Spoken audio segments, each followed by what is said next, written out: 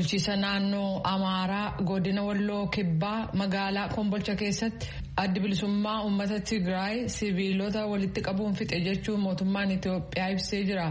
Ministeerri dhimmoota kominikeeshinii kan mootummaa Itoophiyaa Dr. Laggasa Tulluu dhugabaastotaaf akka ibsanitti humnootiin TPLF dhukaasa banuun dargaggoota 100 iddoo tokkotti walitti qabanii booda ajjeesan jedhan. Naannoo magaalaa Daseef Kombolchatti wal waraansitti fufuusaa kan ibsan yoo ta'u raadiyoon sagalee Ameerikaa ibsa kanarratti akka argamuuf hin affeeramne.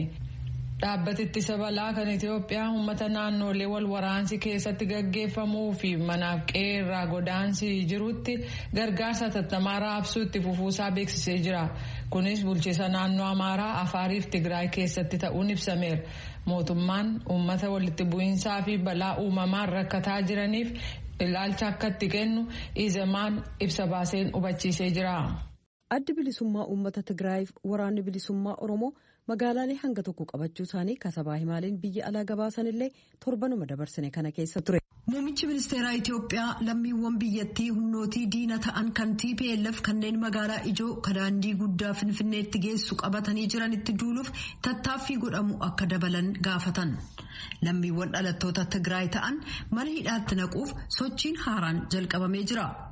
Sochiin Finfinnee keessatti jalqabame kun muummichi ministeeraa Abiy Ahmed bara 2018 aangootti utuu isaaniin dhufin dura kan aangoorra ture humnooti TPLF fi humnoota mootummaa federaalaa gidduutti lolli ka'ee kumaan kan lakkaa'aman erga du'anii as isa jalqabaati. Dubbiimtuun waajjira muummicha ministeeraa Billanee Siyyuum Associated Pressiif akka ibsanitti muummichi ministeerichaa bakka isaaniif malu adda durummaadhaan biyyattii hoogganaa jiru jedhan. Muummichi ministeeraa Abiy har'a ibsa kennaniin loltoonni federaalaa adda waraanaa 4 humnootii Tigraay waliin wal waraanaa jiraachuu ibsanii ciminni diinota keenyaa inni ijoon dadhabina keenyaaf qophee dhabuu keenya ta'uu beekuu qabna jedhan.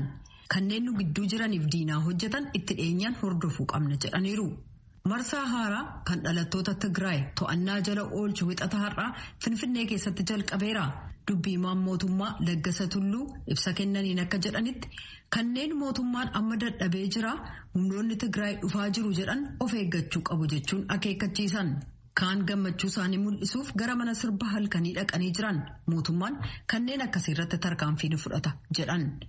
Humnoonni Tigraay xumura torbanii mootummaan falmuyyuu magaalaalee ijoo Daseef Kombolchaa qabachuu isaanii beeksisan.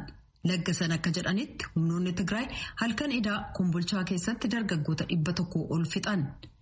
United States TPLF magaalaalee sana dhuunfachuu isaaniitti rifachuusee beeksifteetti. Humnoonni TPLF itti dabaluudhaan Associated Pressiif akka himanitti kan jalqaba waggaa kanaa walta'iinsa waliin tolfatan waraana bilisummaa Oromoo waliin qaamaan wal arguuf eegaa akka jiran ta'uu beeksise. Gama biraan dubbiimaan TPLF Geetaachoo Raddaa kaleessa akka dubbatanitti humnoonni Tigraay magaalaa Kombolchaaf buufata xayyaaraasaa naannoo Amaaraa to'achuu beeksisan. Bakka hin beekamin irraa ture kan Rooyitersiif ibsa kennan.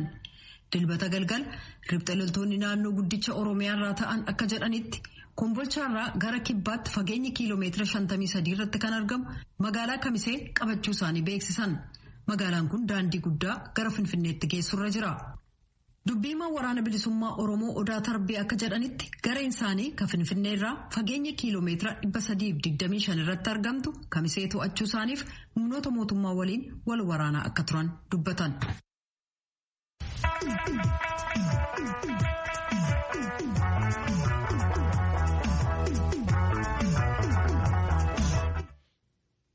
Mootummaan Oromiyaa jiraattonni naannichaa humna ittisa biyyaa waliin dhaabadhaa jechuun kan waamicha dabarseef paartiin Izeemaa waamicha wal fakkaatu kan dabarse gabaasa torban kanaa keessaa ture Tsahaay Daamxootu erge. Waggoota 3 dura gareen adda bilisa baasaa uummata Tigraay qabsoo qeerroo Oromoo fi uummata biyyattiitiin siyaasa giddugaleessaa keessaa baheeraa kan jedhan dubbi himaan mootummaa naannoo Oromiyaa obbo Haayiluu Addunyaa gareen kun har'as Itoophiyaa diiguudhaaf ifaajaa jira jedhan.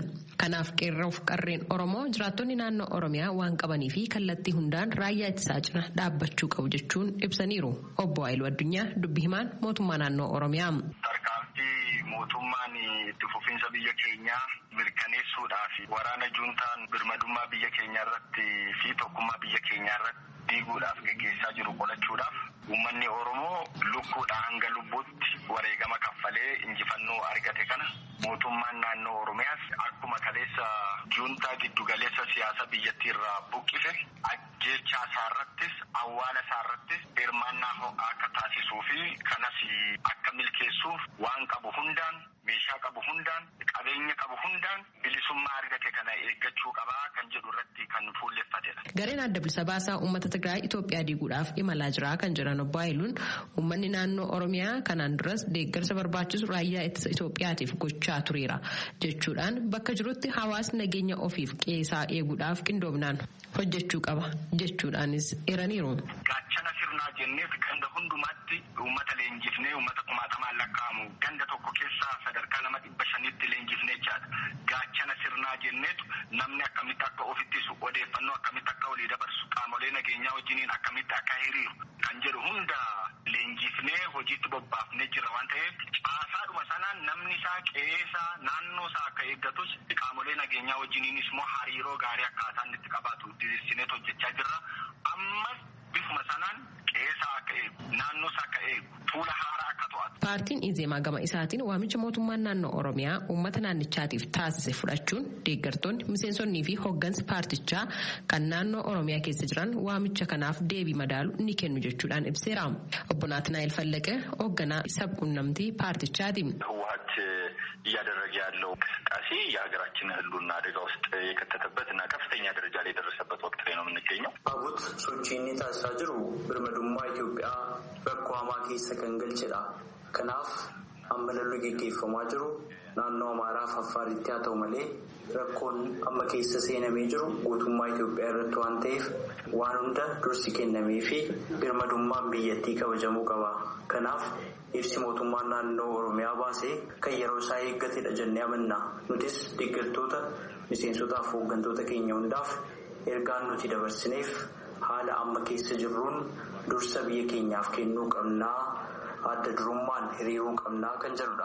Obbo Naatnaa'el itti dabaluudhaan qaamolee miidiyaa hawaasummaa irratti odeeffannoo sobaa maxxansanii fi tatamsaasan irratti tarkaanfiin seeraa fudhatamuu qabaa jechuunis hubachiisaniiru. በተለይ ሐሰተኛና አደናጋሪ መረጃዎችን keessumaa odeeffannoo sobaa fi hawaasa burjaajessan kan tamsaasan akka jiran ni beekna. Walumaa galatti birmadummaa biyya keenyaa gaaffii keessa kan galchu sochiin garaagaraa jira. Qaamoleen kunneenis kana raawwachaa jiru garuu kun fudhatama hin qabu. Namoota gocha kan raawwatan irratti tarkaanfii seeraa fudhatamuu qaba. Hawaasnis odeeffannoo dhugummaan isaa hin mirkanoofne tamsaasuuf naannessuurraa of eeggachuu qaba. Akkasumas namoota odeeffannoo kana qoodan saaxiluun akka tumsu gaafanna. Gama biraatiin murtee mootummaan naannoo Oromiyaa dabarse irratti yaada akka kennaniif kan gaafanne itti gaafatamaan waajjira paartii koongirensii federaalaa Oromoo obbo Xurunee Gamtaa yeroodhaaf ibsicha irratti yaada akka hin kennine eeruudhaan Itoophiyaadhaaf furmaanni marii biyyoolessaa kan qaamolee hunda hirmaachise ta'uu kan kanaan dura paartiin isaanii ibsaa ture irraa yaada adda akka hin qabne eeraniiru.